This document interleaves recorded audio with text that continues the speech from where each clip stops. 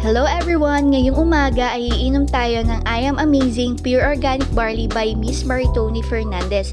And ngayon tuturuan ko na rin pala kayo kung paano ang tamang pagtimpla ng ating Amazing Pure Organic Barley. Dapat ang pag-intake po ng atin pong barley is 30 minutes before the breakfast. Empty stomach po tuwing umaga. So dapat po ang una po nating iniinom kapag umaga ay ang ating pong Amazing Pure Organic Barley. And ayan, lalagyan po natin ng water ang ating baso, and yung baso po natin is kailangan 1/4 cup lang po ng water or below the 1/2 cup of water.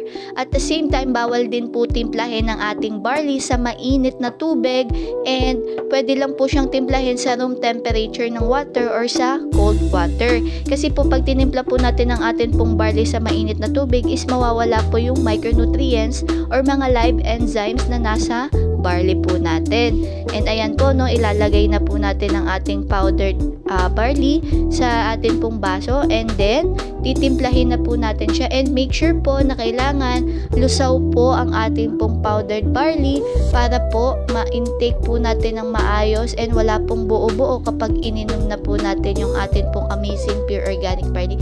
So ayan, titimplahin mo lang po siya ng maayos. Ayan, sige, timpla mo lang yan, girl. And then ayan, ready to drink na ang ating Amazing Pure Organic Barley. So empty stomach po yan every morning. So ayan, iinumin na po natin siya.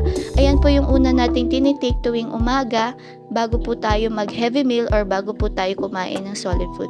Thank you and God bless. Have an amazing morning everyone!